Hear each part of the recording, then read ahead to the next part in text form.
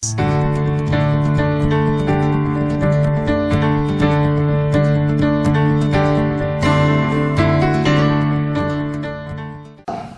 we have Brandon Peters. Brandon Peters is the attorney for the Florida Democratic Party, and he's going to talk about voter protection. Brandon has been already very, very helpful to not only our DEC, but to all the other states, or to all the other DECs in the counties. I've had to call him on a couple of things. Weird mailings that come through the door, I call Brandon. He never fails to not only answer the phone, but answer the question almost immediately. Great resource for us. We're going to work him to death. Brandon, you want to come on up?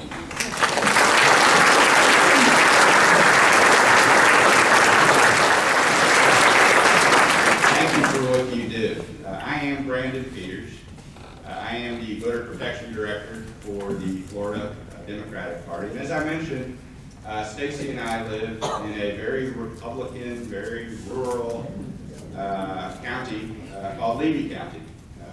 Not far at all from here, one county away. I think Marion's between us and Levy. We're in the town of Williston. So if you're driving the back roads from Gainesville to Tallahassee for a football game, that's right through Williston. I'm a native Floridian, born in Jacksonville, and my father was in the Navy. Stacy's dad was in the Navy too. She was born in Miami-Dade. She's also a native Floridian, as are our 5 boys, all native Floridians. Yeah, we got a full basketball team. Really a pleasure to be here with you today. You know, I love the Sunshine State, and after 27 years of practicing law, I decided to take a little bit of a break because on November 9th, 2016, I woke up and the whole world was different.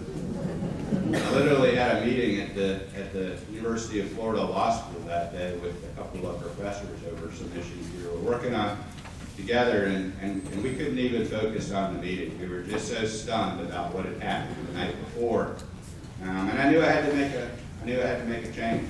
And so started out with me getting pretty angry at the television set, yelling and slamming the remote control down on the couch, and Stacy had about enough of that, and so she challenged me to do something productive, and I said, all right, I'll think on that. And I woke up the next morning and I said, all right, I got it. She goes, all right, what are you going to do? I said, I'm going to run for the United States House of Representatives.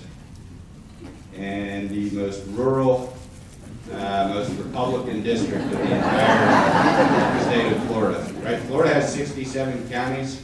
Congressional District 2 has 19 of those counties. So fully a third of the state.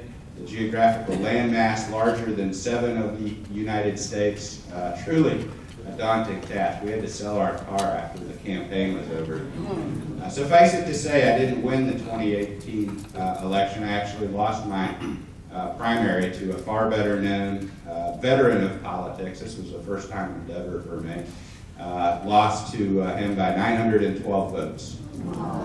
And but for that, I would have been the nominee for Florida's 2nd Congressional District. But I really enjoyed the experience, and after the race ended, you know, I'm a team player. Stacy and I drove all over campaigning for my former opponent, who's a very nice man. He was a 3-time Leon County Commissioner, the largest block of voters in the Democratic portions of the district, and so that's why he beat me.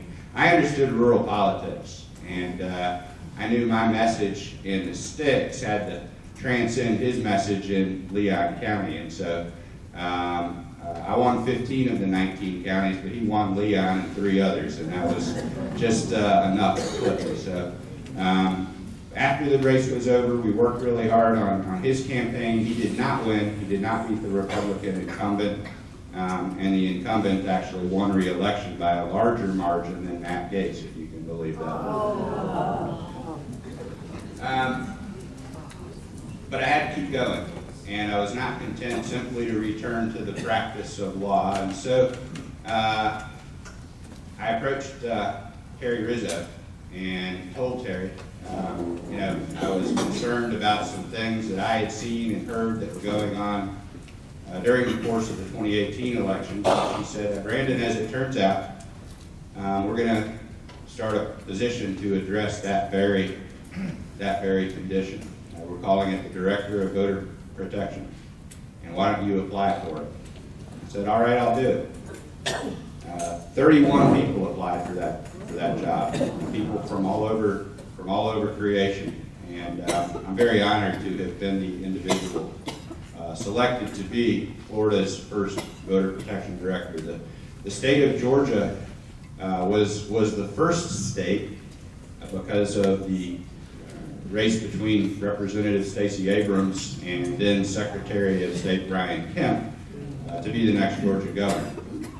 And she darn near pulled it off, and in my heart, she'll always be the governor of Georgia.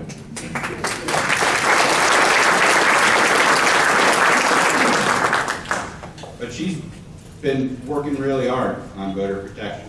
Stacey Abrams has not let a day go by since her loss when she just was content to lick her wounds and go about her way. Like me, she put her pedal to the metal and got things done. And we're very proud to have her as a strong supporter of our voter protection program. She is, from her organization, Fair Fight Action, which has raised millions of dollars, she has donated very generously to the Florida Democratic Party for voter protection. What I hope to accomplish today, just a quick overview. I want to talk about why voter protection is necessary, what it is, I'm going to define it, what is the Florida Democratic Party doing to promote the goals of voter protection, and then take some of your questions, including some that were brought to me before I took the stage by a woman who sent an email to me and said, you kind of answered it in broad brush terms. I want you to answer it exactly on point today. And so I'll do that, right? I'm a lawyer. I know how to answer a direct question.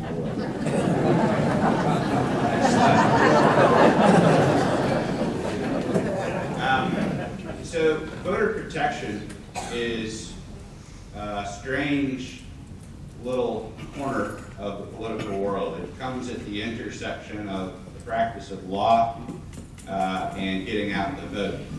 Right? The Republicans want to try and reduce the number of people who have access to the ballot box. That inures to their benefit, but when people turn out and vote, our candidates win. How do they do these things? So I've defined a number of categories that the Republicans use to keep people from being able to make their voices heard at the ballot box. One of them is just simple voter confusion. Right now, there's a lot of confusion over people who committed a felony and they're trying to register to vote. There's court cases, there's administrative edicts that have been issued by Governor Ron DeSantis. There's his staff saying one thing, the communications going out from the Secretary of State's office saying a different thing. There's a lot of confusion, and that is the play. Understand, when people are confused, they just say, I'm not going to bother, I'm not going to register, I'm not going to participate, it's just too much trouble. And there's a lot of confusion to the point where a lot of lawyers were engaged in litigation in federal court that led to those portions of the Republican statute being slapped down that were undermining Amendment 4. But there were over 80 lawyers involved in that case, and they all disagreed. So that's how confusing it is. If 80 lawyers agreed on it, we wouldn't have the situation we do. So voter confusion is one of the areas we address. I would say half of the calls that we receive on our voter protection hotline are calls about Amendment 4. Can I register to vote? This happened when I was younger. Am I eligible to participate? And we worked through quite a few calls on the voter protection hotline. The other thing that we see a lot of is voter intimidation.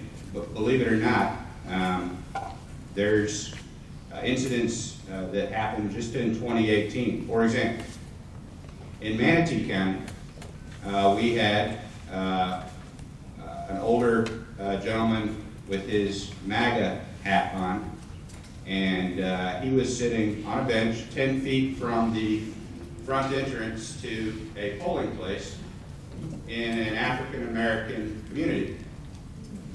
And that in and of itself was not problematic, but his shirt was hanging open, and on his hip was a sidearm, a gun.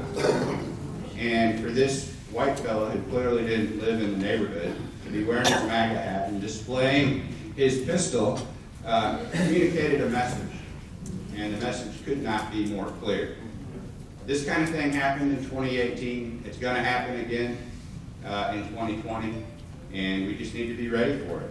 And I will tell you that that incident was resolved because we had a voter protection team in place in Manatee County, and they picked up the phone, they called the supervisor of elections, the man was removed from the premises, and the problem was solved. But how many people in the meantime saw this and felt intimidated, felt threatened by someone who shouldn't be there, displaying his political preferences in a place where people don't think that way, and showing a firearm? That's a pretty blatant example of voter intimidation. But we also have different types of voter suppression, right? We have what I refer to as legal suppression. We have the governor telling people Amendment 4 was a mistake and asking the legislature to convene and pass a bill, which they did, to explain Amendment 4 or implement Amendment 4, and pages of legislative text to, quote, explain, right, air quotes, explain a 58-word amendment that could not have been more clear, resulted in many people being made ineligible once again, even after 65% of the voters in the state of Florida said, let's give them their dignity back, let's restore their right to vote. And so that court case slogs on. DeSantis keeps trying every which way he can to frustrate the essential promise of Amendment 4, and it will continue, and I don't know how likely it is to be resolved before the 2020 election. I do know this. I keep touch with my former congressional opponent in the primary, really great guy, Bob Ratcliffe. We're friends. We talk on the phone probably once or twice a month. He has personally put together a coalition and registered 440 people in the Leon County area since losing his general election. I mean, that's really something. I like the guy. We love his wife, Esther, who's part of she's a nurse with Doctors Without Borders. Really neat couple. And just this week, Bob called to tell me he had traveled to Washington, D.C. and gotten a $5,000 grant from an organization to continue doing his voter registration activity. So that's how you move the needle. You wear out your shoe leather, you knock your knuckles dry, hanging on people's front doors, and you do the hard work. These kinds of meetings are important, but if you're not sweating, it's probably not going to generate votes. And in Florida, you got to be outside to perspire. So, systems suppression, right? The people in charge control the systems, so they decide, for example, where the polling places are located. And if you're in a county with little to no public transit, and you put polling places remotely for people who can't afford a car, and there is no way to get there, it's either walk 5 miles to vote, or you don't get to vote. So just being able to control the systems of voting, or better yet, let's say you do place a polling place close to a neighborhood where people can't afford cars, and there is no bus. Do you put the oldest equipment there? And put all the really nice equipment in places where people live in country club communities? Do you put the sufficient number of personnel there to supervise the equipment? Or do you assign the least well-trained people to oversee this old equipment that's unreliable and breaks down? So these are the types of detailed decisions that are made by our elections officials that can really affect the outcome of a race. Because if you put a polling place remotely enough and assign too few machines and too few well-trained staff, and the machines you do put there are bad machines, I promise you on election day, there'll be lines around the building 4 times wrapped. And our people generally don't work the high-wage jobs. They can't afford to wait in line 4 or 5 hours because they got to feed their kids that night. They got to choose between putting new tires on their car or taking their child to daycare. I mean, these are the types of real-life decisions. So our people can't afford to wait in lines 4 and 5 hours long, and that can happen as a result of what I call systems suppression. Some of the suppression is just the product of old-fashioned negligence, right? You have supervisors who recruit poorly, they don't get the best people, and the ones they get, they don't train well. And we saw throughout the state, supervisors hire people who were giving out provisional ballots where none should be given out. Is Frank Costanzo in here? No, don't see Frank.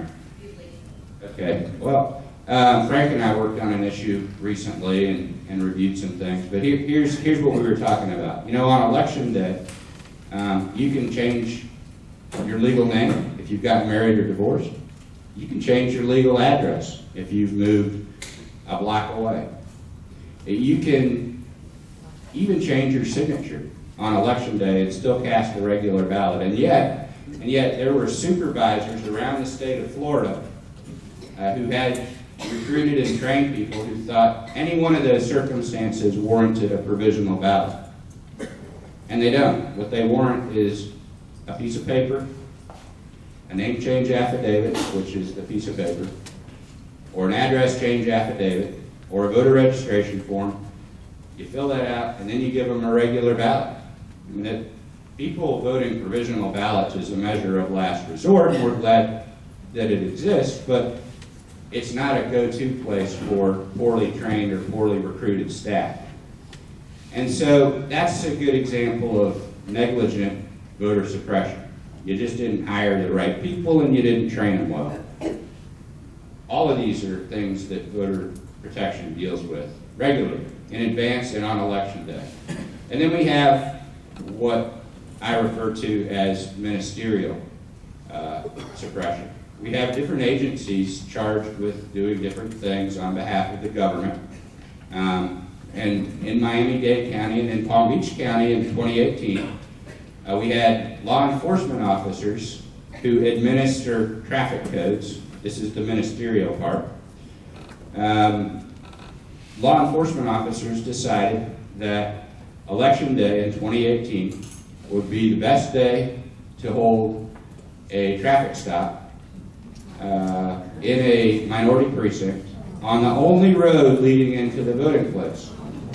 And so imagine, right, you don't have to watch the television too long to understand why people of color might have concerns driving up on a scene where there are multiple law enforcement vehicles with the lights flashing. I wonder how many people decided, you know, this just isn't a great day to vote. But for those who were brave enough to pass through the checkpoint, they had limited parking. Why did they have limited parking? Well, because the police, who had staged this traffic stop on what was the best day of the year to hold a traffic stop in that particular location, were pulling over all the cars into the parking lot where people needed to go use those parking spaces to be able to vote. So that's people administering the law poorly and advertently, so as to frustrate the ability of people to access their polling places.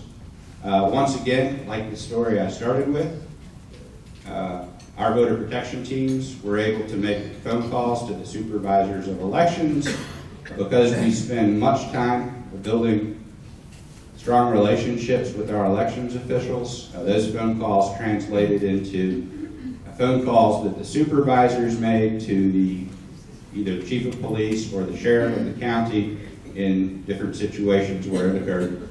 And the traffic stops were dismantled and people were allowed to proceed and vote unimpeded. So that's one of the things we do is, next slide please, we build relationship currency so that we can exercise our professional and political skills to fulfill the core goal of voter protection. Voter protection, I define it as focused action to promote clean elections and enable our candidates to compete in a fair fight. Say that one more time. It's focused action to promote clean elections and to enable our candidates to win in a fair fight. We're not asking for anybody to tilt the game board our direction. We merely want a level playing field. And that's the core mission of the Voter Protection Program, is to save votes by demanding a level playing field, not just during an election, but during the legislative session when we battle very hard against the bill we've referenced several times that undermines Amendment 4. It's now up on appeal, that a federal judge slapped down as an unlawful, unconstitutional poll tax. We work on this stuff, but until we elect a majority of Democrats in the House and the Senate, we're going to have to just keep fighting these battles in the courts. And it is the situation. But what we are most concerned about is, you all are several hundred people here today. You work very hard to register voters. You work very hard to persuade registered voters to back our Democratic candidates.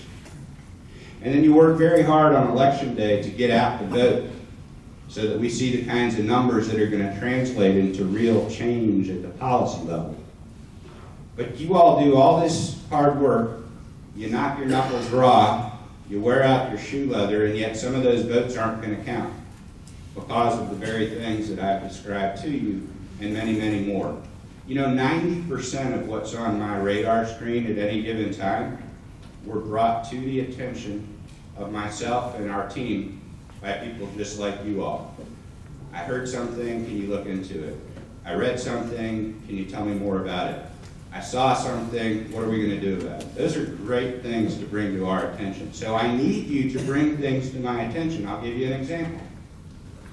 One of the lawyers in our voter protection team from Duval County, my birthplace,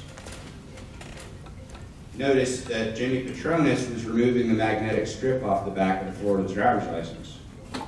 And you may think, okay, what does that have to do with voting? Well, when you check into the polling place, they swipe your driver's license, and some of the systems are able to read the barcode, but some of them rely on the magnetic code. And without that magnetic strip, these electronic poll books aren't going to work, and they will have to resort to those giant Manhattan phone book size things that they go through manually.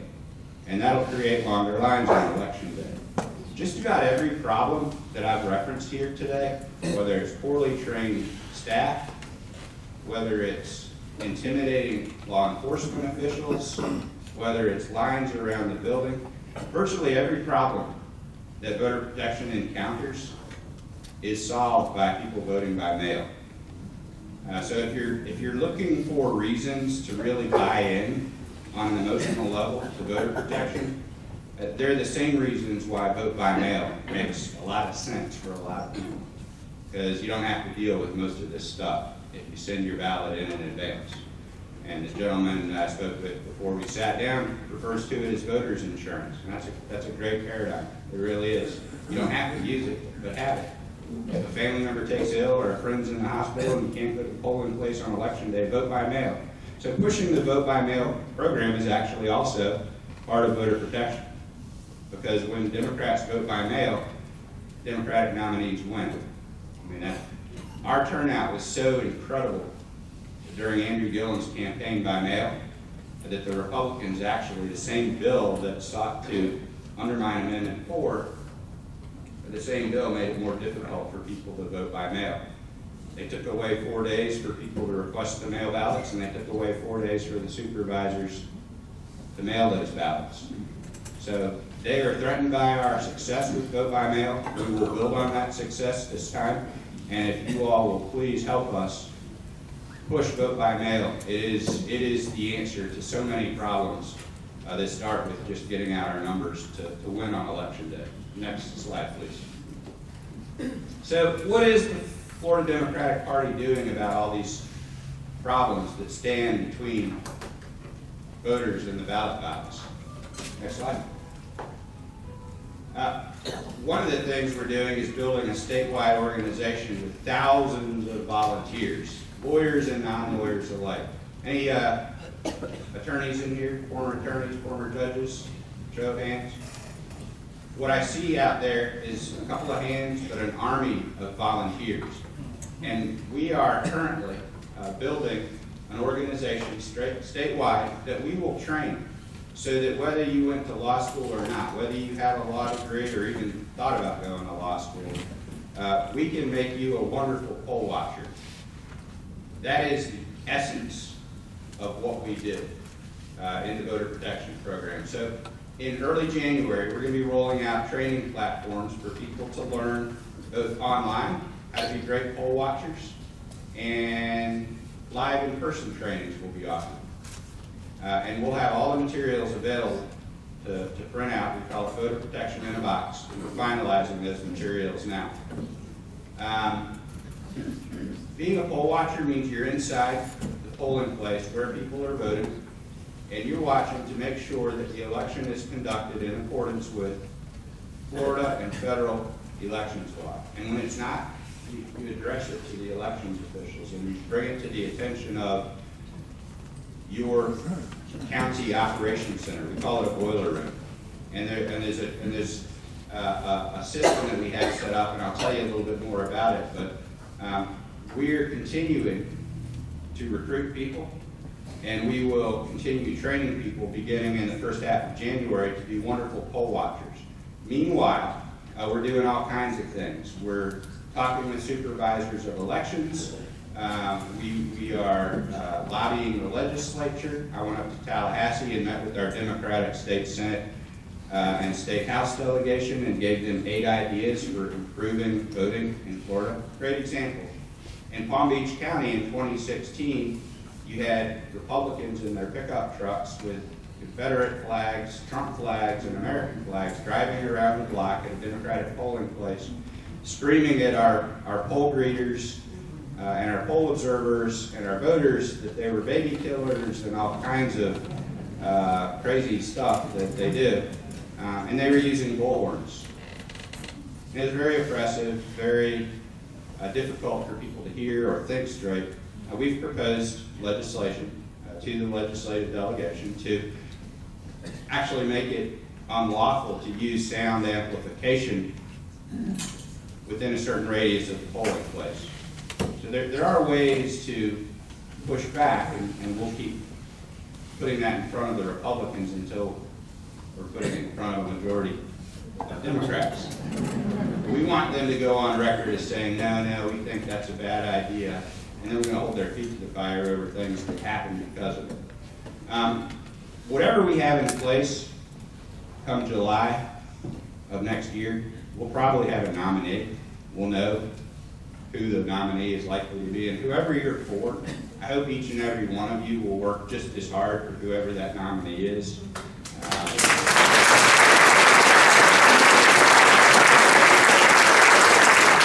Because I have such a dedicated army of voter protection lawyers around the state who really don't care who the nominee is. They care that it's not Donald Trump.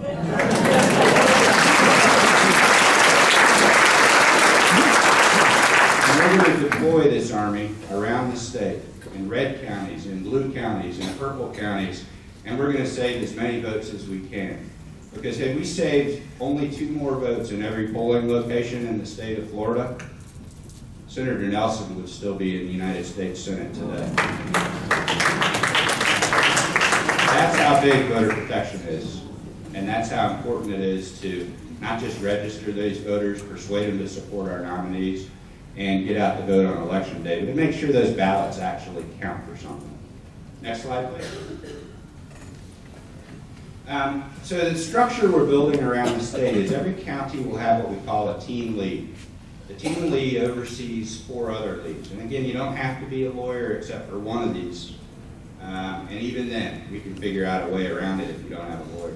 The other leads are a volunteer lead who recruits and assigns volunteers, a training lead who trains the volunteers we've recruited, a hotline lead who manages the technological tools that we offer, and I'll tell you about those in a second, and a legal lead, which ideally should be a lawyer or a retired judge, but it doesn't have to be.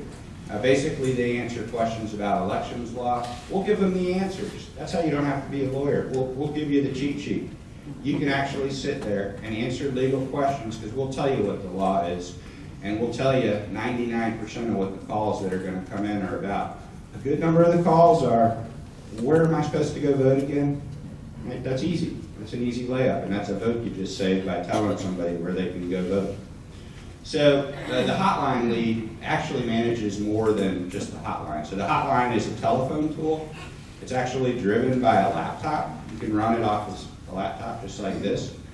You have a headset on with a little microphone, and you can answer calls. It's pretty easy. So a lot of call centers use this, and every county will have its own designated hotline, but they'll all plug into the central hotline, and we'll have regional hotline call answering centers. We'll have a statewide call answering center. We've got it set it up, but all you need to know is your county will be provided a hotline link and training so that your hotline lead knows how to work this technology. And it's not complicated technology. It's the same thing the Democratic National Committee uses, and we use it too. The other tool we use is called Lawyers Bound for Justice, LBJ, not in any way a reference to President Johnson. LBJ is a tool that we use to track incidents around the country. And what it allows is the presidential campaign, with whom we will be working very closely, and the Democratic National Committee, up to and including Tom Perez at his desk in Washington, D.C., to sit on their laptops and watch us key in incidents that occur. So we had a police officer in Osceola County intimidate someone at the polling place last time. They'll know within seconds after we've entered that incident into the system. And guess what? They'll also know every other incident of law enforcement intimidation that's taken place around the entire country at every single voting location because it's a live system that displays real-time analytics so that tough legal decisions can be made in an instant. And it's the database of information that's housed in LBJ that lawyers like Mark Elias use when they parachute in to go file a federal court injunction to stop the police officers who apparently are engaged in some sort of concerted action nationwide to do whatever it is they're doing that we find offensive. So this is the body of evidence that the lawyers use to prove the case, to keep the polls open, to dismantle traffic stops, to do whatever. It's all in this tracking system called LBJ. So that's what the hotline lead does. The hotline lead makes sure that the counties link to the hotline through the computer software and the counties linked to LBJ are both working when they need to be working, which is during the election. And we're not just doing this during election, on election day, we're doing it during early voting too. Next slide. So what we would really like to do is persuade some of you all that as fun as it is to wave signs on the street corner for your favorite candidates, that it would be a great idea to get trained up to be a poll watcher who works inside the polling place, a poll observer who works outside the 150-foot radius from the front door, or a poll greeter. You know, we had incidents in 2016 and again in 2018 where people went to vote and they're not residents of the gated communities where they're sent to go vote, right? And there's a guard at the front gate, and he says, "You don't have a sticker on your car. Show me your driver's license." or show me your voter registration card. Creating impediments to voting for this voter, because guess what? The voter registration card is not a required piece of identification to exercise your right to vote in the state of Florida. The driver's license is one of 12. You might not have a driver's license. If your neighborhood association card, your Veterans Administration card, your concealed weapons permit, whatever, these are all valid administration, and so by a valid identification. So by imposing this special requirement at the front gate to get in, basically we're losing votes because of the security guard being able to get away with that. So we're shining a very uncomfortably bright spotlight on the issue of polling places being assigned to gated communities. Other gated communities where there is no guard, you have to have a code to get in. Voters aren't issued a code. The gates are closed on election day. They don't have the magnetic card to get in. And we brought this to the attention of the supervisors who swore that the gates would be open on election day. So I sent some of my attorneys in Pinellas County over to check. Pinellas County, mind you, didn't even know they had gated community voting. The supervisor there swore there was no gated community voting. She's a Republican. When we pointed out to her after doing a public records request that there are 7, she said, well, the gates are open on election. She knows the gates are open on election day in polling places she didn't even know she had. So our attorney just sampled 2 of them, and both of them, the gates were closed. And in one of them, he was denied access, even though he said he was going to the polling place, denied access by the guard. So we pushed it out. Let me put this out here. Somehow the media discovered this. Running for Congress has advantages because you know reporters all over the state. Somehow the media got a hold of this story, and when a camera was stuck in her face, the supervisor swore that this private security guard was well within his right to deny my attorney access to the polling place because he said he was there for electioneering, not soliciting. So we didn't use the right magic word. There is no magic word to exercise your fundamental constitutional right to vote. And anybody should be able to get to any polling place that's being rented with their taxpayer dollars on election day, whether the purpose is to wave hi to everybody on the way out, give bottles of water to hot greeters that are working outside. So poll greeters can work outside of the front entrance of a gated community to make sure that people who encounter trouble are able to get in, and we can have the supervisor address the issue with the HOA in charge of the gated community. What kind of things do we have our volunteers doing? First of all, you have to be a registered Democrat. We don't care if you're from Florida or from other states. We have many great volunteers, thousands of them actually come help with voter protection from California, Maine, Nebraska, New York, Oregon, Washington. We have people from all over. They travel here at their expense because they know in their states their votes really can't make the state any more blue, but they can make a big difference here. We may, depending upon the type of work we have them doing, ask them to sign a non-disclosure agreement. They have access to a lot of sensitive information. And the types of activities that we'll have them undertaking, they might train people on how to be poll watchers, poll observers, and poll greeters.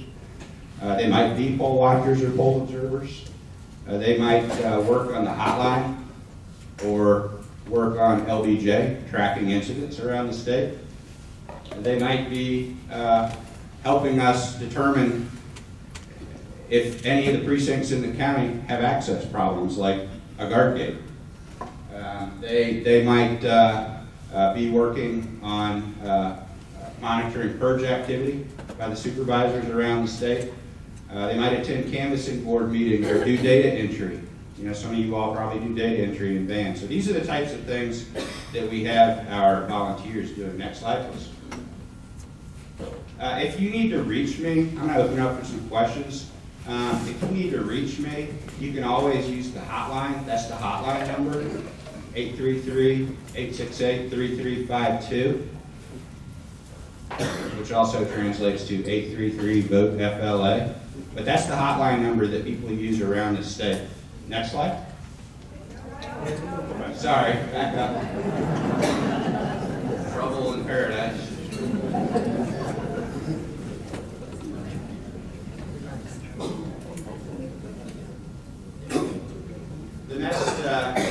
the next thing is just a reference to the tool, Lawyers Bound for Justice.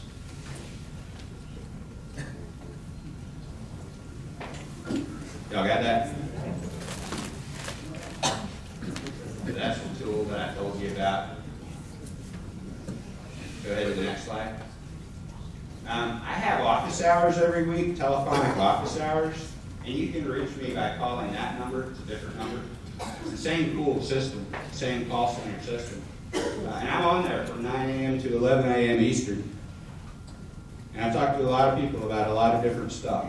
And if there's a question you didn't think of today that you want to ask me, or something that just doesn't make sense that you hear from your supervisor or a fellow club member that you just want to kick around, I'm around. I mean, I'm getting paid to do this by the Florida Democratic Party, and I'm here for you, to lift you up, to turn out the vote and make sure the ballots get in the box and are actually counted.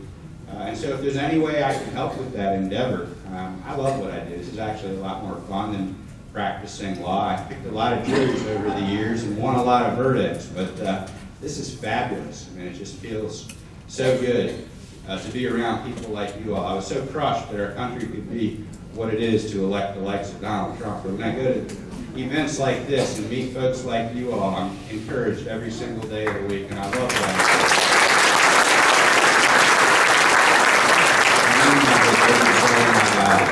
I also have an email address, bpeters@floridadems.org. So that concludes my presentation, and I want to take some of your questions, but I want to start off with the questions of the woman who said, no more vagaries. Ann Timmeter, wave your hand at me. There she is, she's in the back. So she said, would I answer these two questions? Number one, do all of the precincts in Florida have backup registration roll paper books? And the answer is no. So what happens, if all the electronic poll books go down on election day? You hope that the supervisor has printed them out in advance, but there's no law requiring that. The next question is, do all electronic poll books have security certification? And understand the electronic poll books are different from the tabulating machines. The tabulating machines count the votes. The electronic poll books say, are you who you say you are? Does your name, your address, and your signature match up? Right? They can look at your photo ID and tell if you're the person standing in front of them. So the question is, do the electronic poll books have security certification? The answer is no.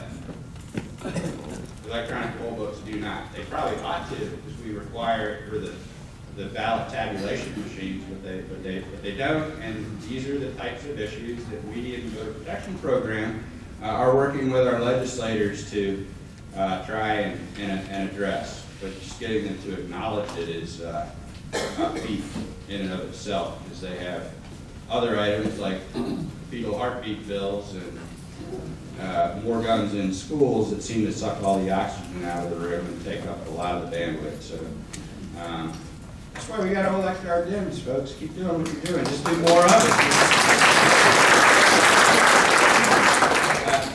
Chris, will you pick questions for me to answer? Well, so who has questions? Florida, of all the states, is so ripe for hacking.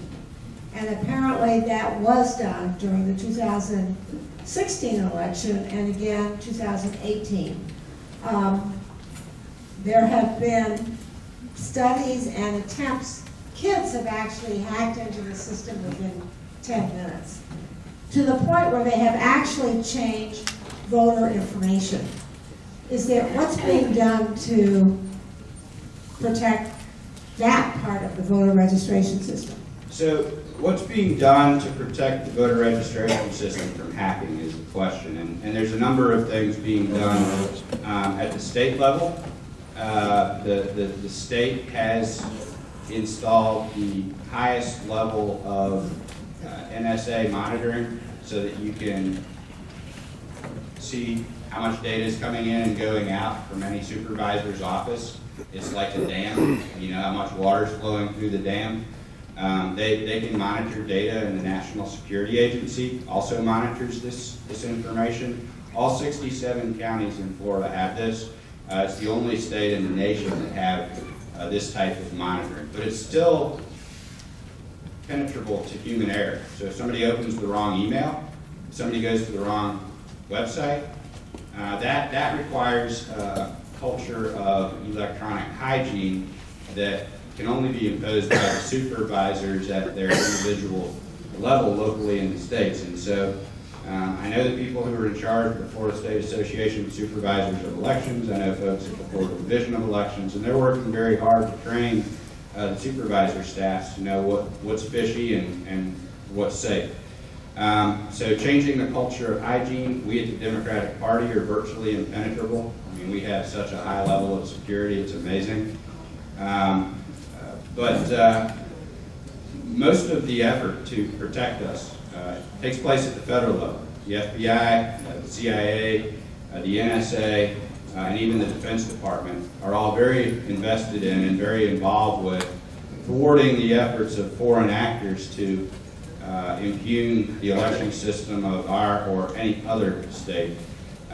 We at the Florida Democratic Party constantly monitor progress and the lack of progress. We're engaged in many high-level conversations with a lot of players around the country.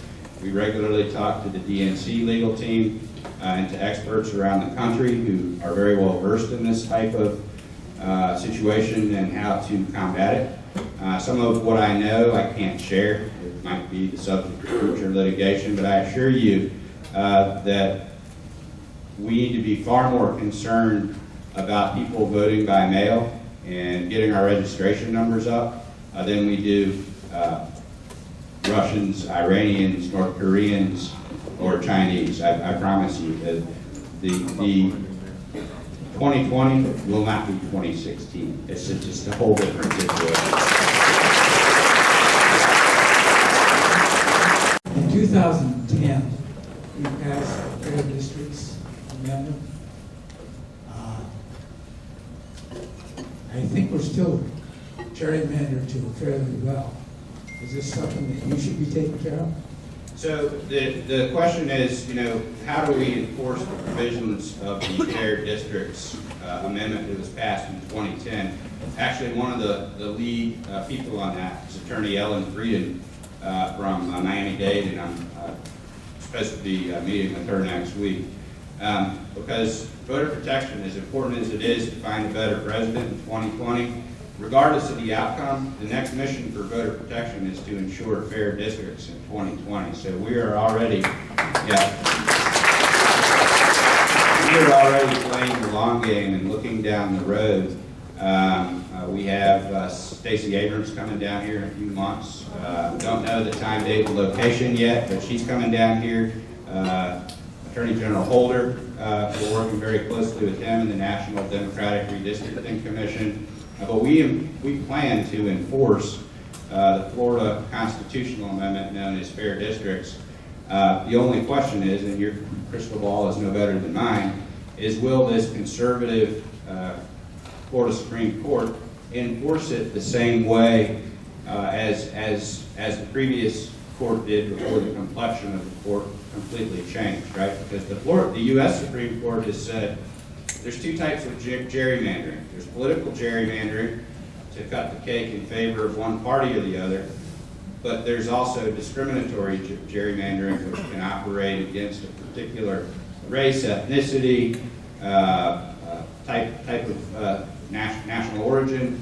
That kind of gerrymandering will never be allowed under federal law, but the political gerrymandering is really up to the states to enforce. And so the Fair Districts issue, Fair Districts Amendment was addressed to political gerrymandering. So the only question is, will our conservative Florida Supreme Court enforce it the same way that it did before Justices Perriente, Shaw, and I forget who the other one was, retired. So, let's hope. We will certainly sue to enforce it. In the meantime, the House last week, although it won't go anywhere in the Senate, the House passed new replacement legislation for Section 5 of the Civil Rights, the Voting Rights Act, that had been struck down by Chief Justice Roberts in 2013. So you know, we're on the right path. We've got a strongly Democratic House. I think we'll retain our majority in the House, and, you know, if lightning can strike twice in the same place, maybe we'll get the Senate too. That'd be awful nice.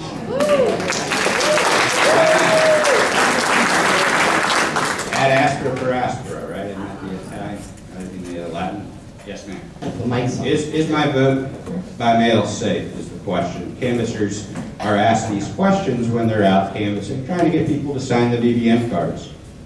Yeah, can you address that for us? Yeah, I'll tell you this. There's two numbers you need to know about the success of vote by mail and why it was so wildly successful in nearly electing Mayor Andrew Gillum as our Democratic governor in 2018. For every 44 Democrats who voted by mail, 43 of those ballots counted. That's really good odds. 43 out of 44 actually counted. So these stories you hear that suggest otherwise, they're the departure from the norm, and many of them are greatly exaggerated. The other thing is, for every 100 Democrats that requested a vote-by-mail ballot, 88 of those Democrats actually voted. That's 88% turnout just because these people cared enough to request the vote-by-mail ballot. For Democrats who did not request a VBM ballot, the turnout was only 55%. So you're talking about a 33% uptick just by voting by mail. If we can increase the number of VBMs, we will stop Donald Trump's pathway to a second term right here in the state of Florida. He has no path to the White House for a second term that doesn't go through the state of Florida. We do, but we can stop it right here. You're coming all this way. That's exactly what I needed to hear.